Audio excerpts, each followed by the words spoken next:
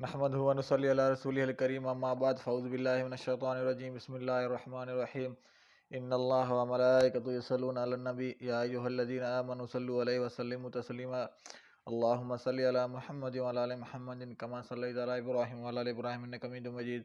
اللہم بارک علی محمد وعلی آل محمد کما بارکت علی ابراہیم وعلی آل ابراہیم انک حمید مجید۔ السلام علیکم میرے بہن بھائی، میرے وی لوگ میں خوش آمدید۔ میرا نام عبدالحق بیہان ہے اور میرے وی لوگ میں ڈیلی روٹین میں قرآن شریف کا ترجمہ رہتا ہے اردو میں۔ تو آج سورہ الانعام کی آیت نمبر 18 سے 34 تک انشاءاللہ میں آپ کے ساتھ شیئر کروں گا۔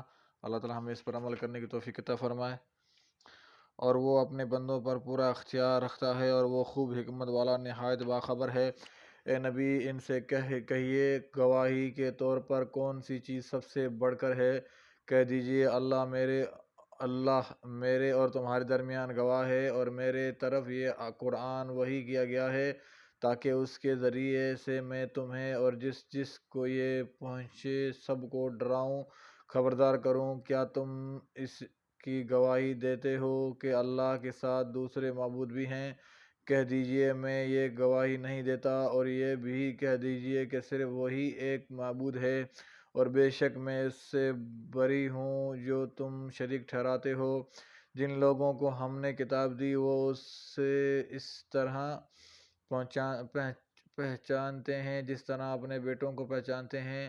جن لوگوں نے اپنے آپ کو خسارے میں ڈالا تو وہ ایمان نہیں لاتے۔ اور اس شخص سے بڑھ کر ظالم کون ہے جو اللہ پر جھوٹ باندھے یا اس کی آیات کو جھٹلائے؟ بے شک ظالم فلاح نہیں پائیں گے۔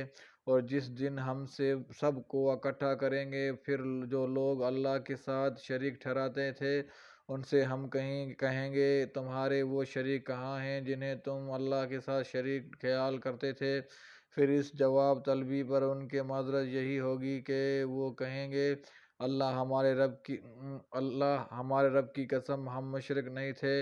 دیکھیں وہ اپنے آپ پر کیسا جھوٹ گھڑیں گے، اور جنہیں وہ جھوٹے معبود بنا لیتے تھے سب وہاں گم ہو جائیں گے۔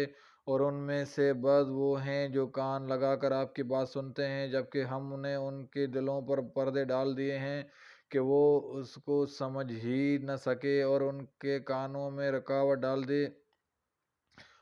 ڈال دیں، اور اگر وہ ساری نشانیاں دیکھ لیں تو بھی ان پر ایمان نہیں لائیں گے، حتیٰ کہ جب وہ آپ کے پاس آتے ہیں اور آپ سے جھگڑتے ہیں تو ان میں سے جن لوگوں نے کفر کیا وہ کہتے ہیں کہ یہ تو پہلے لوگوں کی کہانیاں ہیں، اور وہ دوسروں کو اس ہدایت سے روکتے ہیں اور خود بھی اس سے دور رہتے ہیں، اور وہ اپنے آپ ہی کو ہلاک کر رہے ہیں اور وہ شعور نہیں رکھتے۔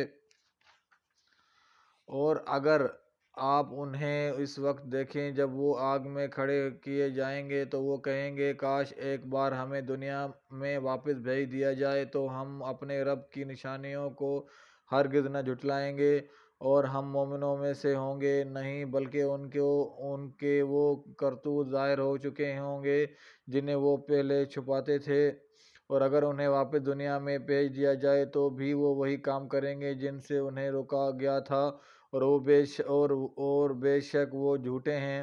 اور وہ کہتے ہیں کہ زندگی تو بس ہماری دنیا ہی کی زندگی ہے اور ہمیں دوبارہ نہیں اٹھایا جائے گا۔ اور اگر آپ انہیں اس وقت دیکھیں جب وہ اپنے رب کے سامنے کھڑے کیے جائیں گے تو وہ فرمائے گا کیا یہ حق نہیں ہے؟ تو وہ کہیں گے کیوں نہیں، یہ حق ہے، ہمارے رب کی قسم۔ تو اللہ فرمائے گا پھر تم عذاب کا مزہ چکھو اس وجہ سے کہ تم کفر کرتے تھے۔ بے شک وہ لوگ خسارے میں رہے جنہوں نے اللہ سے ملاقات کو جھٹلایا، حتیٰ کہ جب ان کے پاس قیامت اچانک آ جائے گی تو وہ کہیں گے افسوس ہم سے اس معاملے میں کیسی کوتاہی ہوئی، اور وہ اپنے بوجھ اپنے پیٹ پر اٹھائے ہوئے ہوں گے۔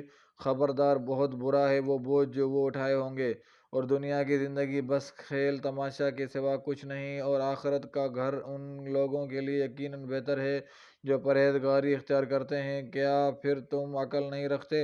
اے نبی، ہم جانتے ہیں کہ بے شک آپ کو وہ بات غمگین کرتی ہے جو وہ کہتے ہیں، بس بے شک وہ آپ کو نہیں جھٹلاتے، بلکہ دراصل یہ ظالم تو اللہ کی آیتوں کا انکار کرتے ہیں۔ اور اے نبی، بے شک آپ سے پہلے بہت سے رسول جھٹلائے گئے، تو انہوں نے جھٹلائے جانے اور تکلیف دیے جانے پر صبر کیا حتیٰ کہ ان کے پاس ہماری مدد آ پہنچی، اور اللہ کی کلمات کو کوئی بدلنے والا نہیں۔ اور یقیناً آپ کے پاس رسولوں کی کچھ خبریں آ چکی ہیں۔ صدق اللہ العظیم۔ اللہ تعالیٰ میں اس پر عمل کرنے کی توفیق عطا فرمائے۔ آگے ایک نصیحت لکھی گئی، یعنی قیامت کو نہیں مانا، ایسے لوگوں سے اللہ بھی ملنا پسند نہیں کرتا۔ چنانچہ حدیث میں ہے، رسول اللہ صلی اللہ علیہ وسلم نے فرمایا، جو شخص اللہ سے ملنا پسند کرتا ہے تو اللہ بھی اسے ملنا پسند کرتا ہے، اور جو کوئی اللہ سے ملنا ناپسند کرتا ہے تو اللہ بھی اسے ملنا ناپسند کرتا ہے۔ صحیح بخاری حدیث نمبر 41، حدیث نمبر 6508۔ یعنی پرہیزگار، صالح اور راست باز لوگ جو اللہ تعالیٰ سے بہت زیادہ ڈرتے ہیں اور ان تمام گناہوں اور برے کاموں سے باز رہتے ہیں جن سے اس نے منع فرمایا، یہ لوگ اللہ تعالیٰ سے بہت زیادہ محبت بھی کرتے ہیں، اور وہ تمام نیک کام بجا لاتے ہیں جن کے کرنے کا اس نے حکم دیا ہے۔ اللہ تعالیٰ ہمیں بھی اس پر عمل کرنے کی توفیق عطا فرمائے۔ اللہ تعالیٰ ہمارے گناہ معاف فرمائے، بے اولادوں کو صالح اولاد عطا فرمائے، بیماروں کو شفا عطا فرمائے۔ شاید دوسرے بھی لوگوں میں پھر ملاقات ہوگی۔ السلام علیکم و رحمۃ اللہ وبرکاتہ۔